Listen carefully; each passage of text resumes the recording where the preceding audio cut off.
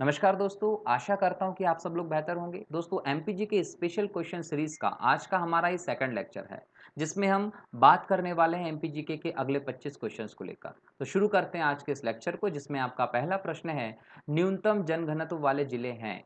4 option दिए हैं, इन चारों ऑप्शन में अलग-अलग जिलों का समूह है। आपको इनमें से उन जिलों के समूह को छाँटना है जहाँ पर जनघनत्व कम है और आपका उत्तर होगा ब, अर्थात डिंडोरी, श्योपुर और पन्ना जैसे दुर्गम जिले जहाँ पर जनसंख्या घनत्व बहुत कम है। अगर हम डिंडोरी की बात कर लेते हैं तो यहाँ पर 94 व्यक्ति प्रति वर्ग किलोमीटर में रहते हैं, अर्थात सबसे कम जनघनत्व वाला जिला मध्य प्रदेश का डिंडोरी है। जनघनत्व क्या होता है यदि हम इस बात को देखें तो प्रति वर्ग किलोमीटर में रहने वाले लोगों की संख्या को ही जनघनत्व कहा जाता है। याद रखना है कि प्रति वर्ग किलोमीटर में जितने भी लोग रहते हैं किसी क्षेत्र में, उसको वहाँ का जनघनत्व कहेंगे। और सबसे कम जनघनत्व वाले जिले कौन से हैं? डिंडोरी, श्योपुर और पन्ना, याद रखना है। लेकिन अगर इसके साथ हम कहें कि किसी भी क्षेत्र के जनघनत्व को प्रभावित करने वाले कारक क्या हैं, तो जनघनत्व को प्रभावित करने वाले कारकों में सबसे इंपॉर्टेंट कारक होता है आपका प्रवास। याद रखना है कि जो प्रवास की क्रिया होती है उसके चलते किसी भी क्षेत्र का जनघनत्व बढ़ सकता है और किसी क्षेत्र का जनघनत्व घट सकता है।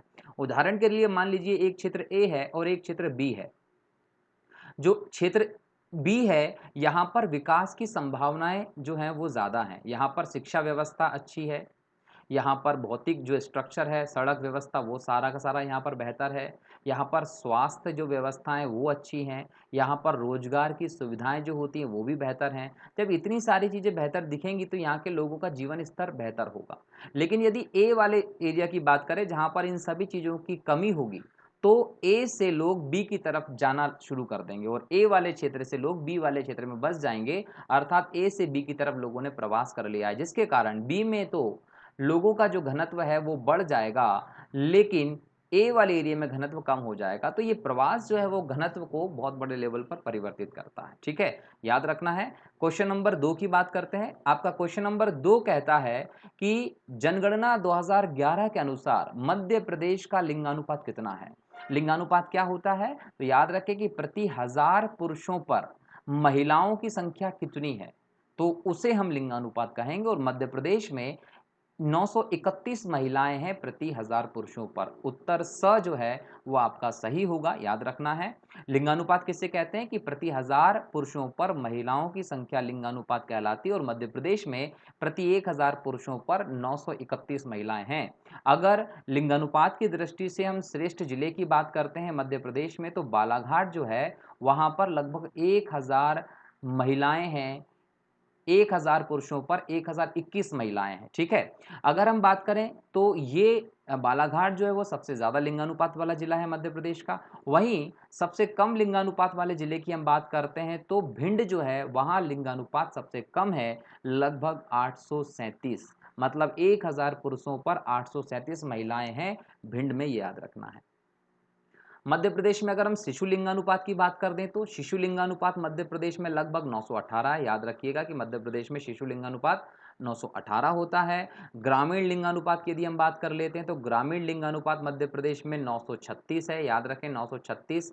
गांव वाले क्षेत्रों में प्रति 1000 पुरुषों पर 936 महिलाएं हैं। जबकि हम शहरों में बात करें तो शहरों में स्थिति थोड़ी सी दयनीय है ग्रामीण क्षेत्र की अपेक्षा। शहरों में प्रति 1000 पुरुषों पर केवल 918 महिलाएं ही हैं। मतलब गांव वाले क्षेत्रों की अपेक्षा शहरों में लिंगानुपात हम लोगों को कम देखने को मिलता है। ठीक है दोस्तों, इसके अलावा एक और फैक्ट मैं आपको बताता हूं कि जनगणना 2011 के अनुसार मध्य प्रदेश में अगर हम जन्म दर की बात करें, काय की बात करें, जन्म दर की बात करें, तो मध्य प्रदेश में जन्म दर लगभग 26.6% के आसपास बनी हुई है। जबकि मृत्यु दर की अगर हम बात करते हैं तो 8.1% आपकी मृत्यु दर है। मृत्यु दर कितनी है? 8.1% मृत्यु दर बनी हुई है मध्य प्रदेश में। तो ये मध्य प्रदेश में लिंगानुपात से संबंधित कुछ फैक्ट थे जो मैंने आप लोगों को बताया, याद रखना है आप लोगों को। ठीक है, साथ ही साथ मैं आपको बताऊंगा कि जो एक्स्ट्रा फैक्ट बता रहा हूं उनको आप कॉपी में नोट डाउन कर लीजिएगा, ताकि आपका एक बेहतर नोट्स बन जाएगा इन क्वेश्चन से रिलेटेड। अगले क्वेश्चन की बात करते हैं, क्वेश्चन नंबर 3। क्वेश्चन नंबर 3 कहता है मध्य प्रदेश में क्षेत्रफल की दृष्टि से सबसे छोटा जिला कौन सा है? तो याद रखिए सबसे छोटा जिला वो है निवाड़ी है। पहले की जब आप तथ्यों की बात करते हैं तो जब छोटे जिले में आप पहले अगर देखते थे तो आपको जनरली नाम आता था दतिया का।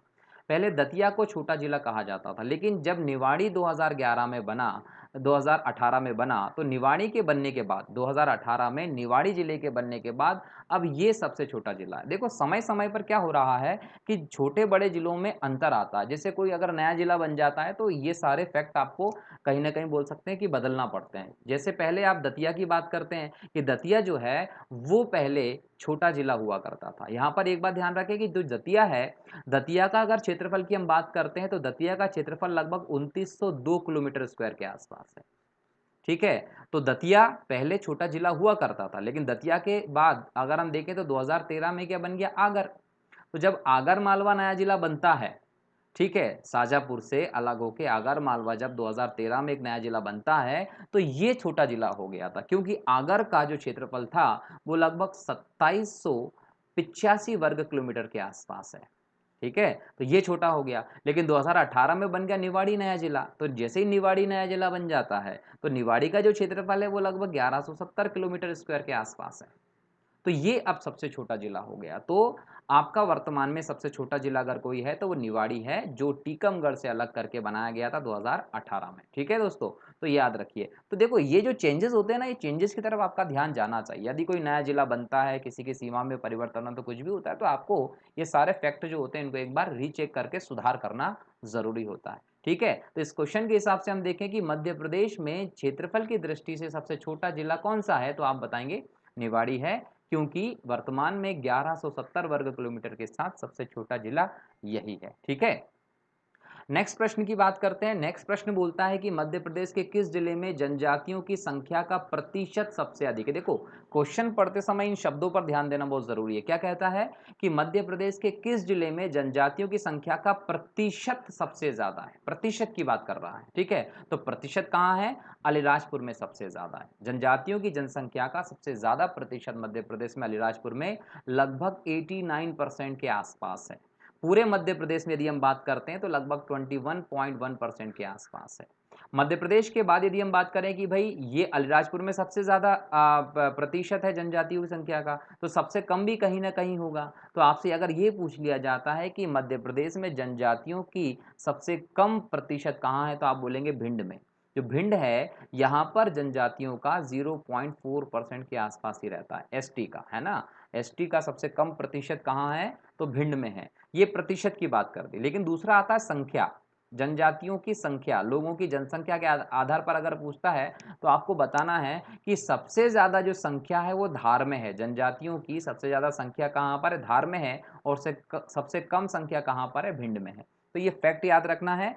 अब आपको क्वेश्चन पढ़ के ही ध्यान देना पड़ेगा कि क्या उत्तर लगाना है। अगर प्रतिशत का पूछता है, सबसे ज्यादा प्रतिशत तो अलीराजपुर, सबसे कम प्रतिशत तो भिंड, सबसे ज्यादा संख्या अगर यहाँ दे देता तो संख्या अगर सबसे ज्यादा पूछता तो धार, और सबसे कम पूछता है तो भिंड में आता है। ठीक है, अगले क्वेश्चन की तरफ बढ़ते हैं। नेक्स्ट क्वेश्चन आपका है, मध्य प्रदेश में न्यूनतम जनसंख्या घनत्व वाला जिला कौन सा है। मैंने सबसे पहले क्वेश्चन में बताया था डिंडोरी, जहां का जनसंख्या घनत्व 94 व्यक्ति प्रति वर्ग किलोमीटर के आसपास है। ठीक है, नेक्स्ट क्वेश्चन है प्रश्न नंबर 6। प्रश्न नंबर 6 आपका कहता है जनगणना 2011 के अनुसार मध्य प्रदेश के सर्वाधिक साक्षर 3 जिले, मतलब सबसे ज्यादा साक्षर 3 जिले कौन कौन से हैं। तो यहां पर इन जिलों के समूह में आपका जो स वाला ऑप्शन है, जबलपुर, इंदौर और भोपाल, ये तीनों जिले मध्य प्रदेश के सर्वोच्च 3 जिले हैं साक्षरता की दृष्टि से। नंबर 1 पे जबलपुर है, नंबर 2 पर इंदौर है, और नंबर 3 पर भोपाल है। ठीक है, जबलपुर की यदि हम बात करते हैं तो जबलपुर में 81.1% साक्षरता है। इंदौर की यदि बात करते हैं तो इंदौर में 80.9% के आसपास साक्षरता है, और भोपाल की बात करते हैं तो भोपाल में 80.4% के आसपास साक्षरता है। तो जबलपुर, इंदौर और भोपाल, ठीक है, तो ये साक्षरता के दर के हिसाब से आपके जिले हैं। लेकिन यहां पर अगर हम महिला एवं पुरुष साक्षरता की बात करते हैं तो याद रखना है कि जबलपुर ओवरऑल साक्षरता में नंबर 1 है, इंदौर पुरुषों की साक्षरता में नंबर 1 है, और भोपाल जो है वो महिलाओं की साक्षरता में नंबर 1 आता है। ठीक है, चलिए, तो ये आपके साक्षरता संबंधी फैक्ट रहे। अब ये सर्वाधिक साक्षरता तो ठीक है, अगर न्यूनतम साक्षरता पूछ लेंगे तो न्यूनतम साक्षरता का अगर बोलते हैं तो 36.1% साक्षरता के साथ अलीराजपुर जो है वो सबसे कम साक्षरता वाला जिला है। याद रखना है, मध्य प्रदेश का सबसे कम साक्षरता वाला जिला है, तो 36.1% साक्षरता के साथ अलीराजपुर सबसे कम साक्षरता वाला जिला है। सबसे कम महिला साक्षरता भी यही है और सबसे कम पुरुष साक्षरता भी यही है। तीनों फैक्ट यहाँ पर एक ही जिले को लेकर हैं, लेकिन यहाँ पर तीनों फैक्ट बदल जाते हैं, याद रखना है। ठीक है, चलिए नेक्स्ट क्वेश्चन क्या है, 7वें नंबर का प्रश्न है। 7वें नंबर का प्रश्न क्या कहता है, सर्वाधिक अनुसूचित जाति मतलब एससी के बारे में बात कर रहा है कि सर्वाधिक अनुसूचित जाति की जनसंख्या का प्रतिशत मध्य प्रदेश के किस जिले में है। तो सबसे ज्यादा अनुसूचित जाति के जनसंख्या का प्रतिशत सबसे ज्यादा किस जिले में, तो आप बताएंगे उज्जैन में। मध्य प्रदेश के उज्जैन में एससी की जनसंख्या का सबसे ज्यादा प्रतिशत है 26.4% के आसपास। उज्जैन में मध्य प्रदेश में सबसे ज्यादा एससी की जनसंख्या है कितनी, 26.4% के आसपास। अब सबसे ज्यादा तो उज्जैन में हो गई, तो सबसे कम कहाँ है, तो 1.7% एससी की साक्षरता है झाबुआ में। मतलब जो आपका झाबुआ है ये सबसे कम एससी की पॉपुलेशन के परसेंटेज वाला जिला आता है। इसी के साथ अगर हम बात करते हैं संख्या की, तो संख्या में किसका कौन से जिले में एससी की जनसंख्या ज्यादा है, तो बोलेंगे इंदौर। इंदौर में एससी की जनसंख्या ज्यादा है। जबकि इंदौर के अलावा विपरीत बात करते हैं तो झाबुआ में संख्या भी कम है किसकी, एससी की। तो फैक्ट को वापस से एक बार दोहराते हैं कि सर्वाधिक अनुसूचित जाति की जनसंख्या का प्रतिशत मध्य प्रदेश के किस जिले में है, तो उज्जैन इसका उत्तर है, जहां 26.4% के आसपास अनुसूचित जाति की संख्या प्रतिशत में निवास करती है। सबसे कम प्रतिशत झाबुआ में है, सबसे ज्यादा संख्या एससी के लोगों की इंदौर में, और सबसे कम संख्या भी झाबुआ में है, याद रखेंगे। ठीक है, नेक्स्ट क्वेश्चन की बात करें तो क्वेश्चन नंबर 8 क्या कहता है, क्वेश्चन नंबर 8 कहता है निम्नलिखित में से कौन जनसंख्या की दृष्टि से मध्य प्रदेश का सबसे छोटा जिला है। मतलब इन चारों जिलों में से सबसे कम जनसंख्या वाला जिला कौन सा है।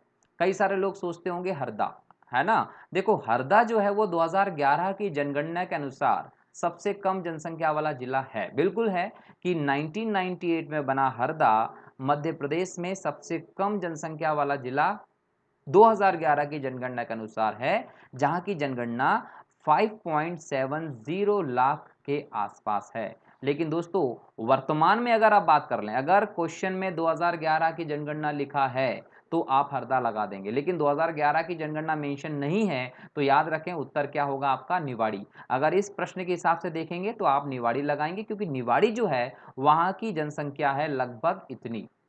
ठीक है, तो जो जिला 2018 में नया बनाया गया है टीकमगढ़ से अलग करके, उसमें लगभग 4,04,000 के आसपास जनसंख्या है, और जनसंख्या की दृष्टि से भी ये मध्य प्रदेश का सबसे छोटा जिला है। लेकिन याद रखें यदि क्वेश्चन में 2011 मेंशन किया गया है, दैट मीन्स कि हरदा उस समय होता था, है ना। हरदा कब बना था, 1998 में हरदा बनाया गया था। ठीक है, चलिए नेक्स्ट क्वेश्चन पे आते हैं। आपका अगला क्वेश्चन क्या कहता है, प्रश्न नंबर 9। प्रश्न नंबर 9 कहता है भूवैज्ञानिक दृष्टि से मध्य प्रदेश किसका भाग है। तो ये चार ऑप्शन दिए हैं, चारों ऑप्शन में से आपका उत्तर होगा गोंडवाना भूमि का भाग है। देखो कि मैंने आप लोगों को याद रखना है, यूट्यूब पर ही मेरा एक लेक्चर है जिसमें हमने अल्फ्रेड वेगनर के महाद्वीपीय विस्थापन सिद्धांत के बारे में बात की थी। ठीक है, तो वैगनर जो हैं वैज्ञानिक, उन्होंने धरती पे महाद्वीपों के विस्थापन की बात की थी। तो उन्होंने सबसे पहले कहा था कि धरती पर आज से लगभग 28 करोड़ साल पहले एक भूखंड हुआ करता था, प्राचीनतम भूभाग था, एक ही महाद्वीप था जिसका नाम था पेंजिया। क्या नाम था जिसका, पेंजिया। ठीक है, और लगभग 18 करोड़ साल पहले, है ना, ये पेंजिया जो एक था वो दो भागों में बट गया। ठीक है, जो दो भागों में बटा, तो एक भाग को बोला गया था अंगारा लैंड और एक भाग को बोला गया था गोंडवाना लैंड। ये दो भाग अलग अलग हो गए थे। तो ये दोनों के दोनों जो हैं ये इस प्राचीनतम पेंजिया भूमि के ही भाग हैं।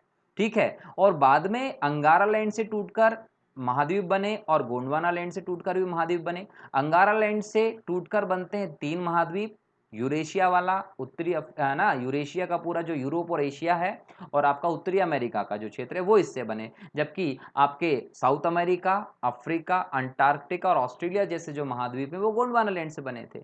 तो हमारा मध्य प्रदेश वाला जो भाग है वो गोंडवाना भूमि से ही टूटकर आया, बन के आया हुआ भाग है, याद रखना। ठीक है, तो इस प्राचीनतम भूमि का ही भाग है हमारा मध्य प्रदेश, जिसको गोंडवाना लैंड का भाग कहते हैं। ठीक है, चलिए अगला प्रश्न है क्वेश्चन नंबर 10, जिसमें कहता है कि अरावली पर्वत को किस पहाड़ी के नाम से जाना जाता है। फैक्ट है, इसको याद रख लीजिएगा, दक्षिणी दिल्ली की पहाड़ियों के नाम से जाना जाता है। किस नाम से जाना जाता है? दिल्ली की पहाड़ियों के नाम से जाना जाता है अरावली को। याद रखें, अरावली जो है एक अवशिष्ट पर्वत है। अरावली कैसा पर्वत है? एक अवशिष्ट पर्वत है। विश्व का प्राचीनतम पर्वतों में से एक पर्वत है आपका कौन सा पर्वत? अरावली पर्वत, जो कहाँ है? राजस्थान में है। याद रखेंगे। और उत्तर से दक्षिण, है ना, नॉर्थ टू साउथ की तरफ एक प्रकार से विस्तृत दिखाई पड़ता है। ठीक है। और इसका जो विस्तार है वो दिल्ली तक है। इसको जनरली दिल्ली की पहाड़ियों भी कहते हैं, याद रखना। ओके, चलिए नेक्स्ट जो आपका क्वेश्चन है, क्वेश्चन नंबर 11, वो कहता है सिद्ध बाबा की पहाड़ी किस पठार पे है? सिद्ध बाबा की जो पहाड़ी है वो किस पठार पर है? इस क्वेश्चन का उत्तर है बुंदेलखंड। सिद्ध बाबा की जो चोटी है वो बुंदेलखंड के पठार की सबसे ऊंची चोटी मानी जाती है, जिसकी ऊंचाई लगभग 1172 मीटर के आसपास है। सिद्ध बाबा की चोटी जो है वो कहाँ का हिस्सा है? तो बुंदेलखंड का जो पठार है उसी का हिस्सा है सिद्ध बाबा की चोटी। और इसकी ऊंचाई लगभग 1112 मीटर के आसपास है, जो एक प्रकार से देखा जाए तो विंध्याचल का ही एक हिस्सा है। ठीक है, विंध्याचल पर्वत का हिस्सा है। ठीक है, चलिए अगला प्रश्न क्या कहता है? प्रश्न नंबर 12। प्रश्न नंबर 12 कहता है कर्क रेखा किस जिले से होकर गुजरती है? दोस्तों, कर्क रेखा किस जिले से होकर गुजरती है, ये प्रश्न है। तो याद रखना है कि इस प्रश्न के हिसाब से, इन ऑप्शन के हिसाब से यदि हम देखें तो राजगढ़ से भी है और सागर से भी है, लेकिन अनूपपुर जो है वो एक क्वेश्चन मार्क खड़ा करता है। समझते हैं पहले कर्क रेखा को लेकर। तो याद रखना है कर्क रेखा क्या होती है। कर्क रेखा 23.5 डिग्री की उत्तरी अक्षांश रेखा को कर्क रेखा कहा जाता है। इसको कर्क व्रत भी कहते हैं। ठीक है, एक अक्षांश रेखा है ये, जो भारत के बीच से गुजरती है। भारत में भी मध्य प्रदेश से होकर गुजरती है। मध्य प्रदेश के कितने जिलों से? 14 जिलों से। और भारत के कितने राज्यों से? 8 राज्यों से होकर गुजरती है कर्क रेखा। अगर मध्य प्रदेश के 14 जिलों की बात करते हैं तो इसको आप एक सिंपल ट्रिक से याद कर सकते हैं। रउआ, राशि, भवरासा, दम जब कटनी, उमरासा। दम जब कटनी, उमरासा। इस ट्रिक से आप याद कर सकते हैं। इस ट्रिक में आप जाएंगे तो यह रतलाम से शुरू होगा और यहां पर हम बात करेंगे शहडोल की। मतलब देखो, शहडोल से अनूपपुर अलग होकर बना था। अभी आप शहडोल का नाम याद रखेंगे कि शहडोल से गुजरती है कर्क रेखा। तो अनूपपुर वहां पर नहीं है, लेकिन अगर हम क्वेश्चन के हिसाब से देखें तो इसको हम यहाँ पर शहडोल अगर कर दें तो आपका जो उत्तर होगा वो हो जाएगा ये सभी, है ना। क्योंकि यहाँ पर देखो रतलाम, उज्जैन, आगर, राजगढ़, सीहोर, भोपाल, विदिशा, रायसेन, सागर। ठीक है, इसके अलावा आपका दमोह, जबलपुर, कटनी, उमरिया और शहडोल, इन 14 जिलों से होकर गुजरती है आपकी कर्क रेखा। ठीक है, तो ये कर्क रेखा की 14 जिलों की ट्रिक याद कर लेंगे आप लोग, तो आपको ऐसे क्वेश्चन बनाने में आसानी हो जाएगी। ठीक है, नेक्स्ट क्वेश्चन की बात करते हैं। नेक्स्ट क्वेश्चन प्रश्न नंबर 13 कहता है सतपुड़ा पर्वत की सबसे ऊंची चोटी कौन सी है? तो सतपुड़ा पर्वत की सबसे ऊंची चोटी कौन सी है? तो याद रखेंगे धूपगढ़। धूपगढ़ जो 1350 मीटर ऊंची है, वो सतपुड़ा पर्वत की सबसे ऊंची चोटी है। सतपुड़ा पर्वत जो मध्य प्रदेश में लगभग बोल सकते हैं कि ईस्ट टू वेस्ट फैला हुआ है। याद रखें कि ये जो पर्वत है ये एक ब्लॉक पर्वत है। कैसा पर्वत है? ब्लॉक पर्वत है आपका सतपुड़ा। एक अवरुद्ध पर्वत आप इसको बोल सकते हैं, सतपुड़ा पर्वत है, याद रखना है। ठीक है, जो अलग अलग भागों में विभाजित है। राजपीपलानी की पहाड़ी, ग्वालियर की पहाड़ी, महादेव पर्वत श्रेणी, मेकाल पर्वत श्रेणी। ठीक है, इसका सबसे ईस्टर्न भाग जो है वो मेकाल पर्वत श्रेणी के नाम से जाना जाता है। ब्लॉक पर्वत है और एक असतत पर्वत श्रेणी है, जिसमें बीच में इस प्रकार से देखो खंडित है, ये बीच में टूटा हुआ है ना, तो ये बिल्कुल कंटिन्यू रेंज नहीं है। तो असतत पर्वत श्रेणी है सतपुड़ा पर्वत श्रेणी, याद रखना है। ठीक है, चलिए जो स्टार्ट होता है आपका कहीं ना कहीं महाराष्ट्र से ही स्टार्ट हो जाती है इसकी रेंज, और ये रेंज जो है वो आगे तक छत्तीसगढ़ तक आपको कुछ ना कुछ दिखाई पड़ती है। तो ये सतपुड़ा पर्वत श्रेणी, जिसकी सबसे ऊंची चोटी धूपगढ़ है। धूपगढ़ 1350 मीटर ऊंची चोटी है, जो महादेव पर्वत का हिस्सा है। कहाँ पर है? महादेव जो श्रेणी है उस पर हिस्सा है। कहाँ पर है ये? होशंगाबाद में। कहाँ पर है? होशंगाबाद, याद रखेंगे। ठीक है दोस्तों, चलिए नेक्स्ट में जाते हैं। तो नेक्स्ट प्रश्न आपका कहता है नर्मदा व सोन घाटी का निर्माण किस समूह के अंतर्गत आता है? तो याद रखेंगे तृतीयक समूह के अंतर्गत आता है नर्मदा और सोन घाटी का निर्माण। नर्मदा और सोन घाटी का जो निर्माण है वो तृतीयक समूह के अंदर आता है। मतलब कि ये पूरी सृष्टि में जो प्राचीनतम चट्टानें रही हैं उनका हिस्सा है, समझ के रखना है। ओके, चलिए 15वां प्रश्न है आपका, विंध्याचल पर्वत श्रेणी की सबसे ऊंची चोटी कौन सी है? तो यहाँ याद रखना है कि इन सभी ऑप्शन में से जो विंध्याचल पर्वत श्रेणी की सबसे ऊंची चोटी है वो है अमरकंटक। याद रखना, अमरकंटक लगभग 1066 मीटर ऊंची चोटी है जो मध्य प्रदेश में पूर्व में अनूपपुर जिला जो है यहाँ पर आपको विशेष तौर पर ये दिखाई पड़ेगी और यहीं से आपकी नर्मदा नदी जो होती है उसका उद्गम है। नर्मदा नदी का उद्गम भी अमरकंटक से ही होता है, याद रखना आप लोगों को। जो विंध्याचल पर्वत श्रेणी की सबसे ऊंची चोटी है, विंध्याचल एक प्रकार का अवशिष्ट पर्वत आप बोल सकते हैं जो मध्य प्रदेश के बीचों बीच में यदि हम बात करें तो पश्चिम से पूरब की तरफ एक रूप से फैला हुआ है। ठीक है, तो विंध्याचल पर्वत श्रेणी याद रखना है। यदि हम गुरु शिखर की बात करें इस ऑप्शन में, तो गुरु शिखर जो है वो अरावली पर्वत का हिस्सा है। गुरु शिखर कहाँ है? अरावली की सबसे ऊंची चोटी है, याद रखेंगे। ठीक है, चलिए तो नेक्स्ट आपका जो क्वेश्चन है वो है प्रश्न नंबर 16। प्रश्न नंबर 16 क्या है? निम्न में से कौन सी नदी मध्य प्रदेश की दक्षिणतम सीमा बनाती है? इसका आपका उत्तर है ताप्ती नदी। ताप्ती नदी मध्य प्रदेश की दक्षिणतम सीमा बनाती है। ताप्ती नदी जो है ये बैतूल की मुल्ताई पहाड़ी से निकलती है। कहाँ से निकलती है? बैतूल की मुल्ताई पहाड़ी से निकलती है और ये सतपुड़ा से निकलती है। कहाँ से निकलती है? सतपुड़ा से। ठीक है, बैतूल की मुल्ताई पहाड़ी से निकलती है ताप्ती नदी और लगभग 724 किलोमीटर लंबी है। कितनी? 724 किलोमीटर लंबी है, बैतूल से निकलती है, सतपुड़ा का ही हिस्सा है जो, और यहाँ से निकलने के बाद ये पश्चिम की तरफ बहती है।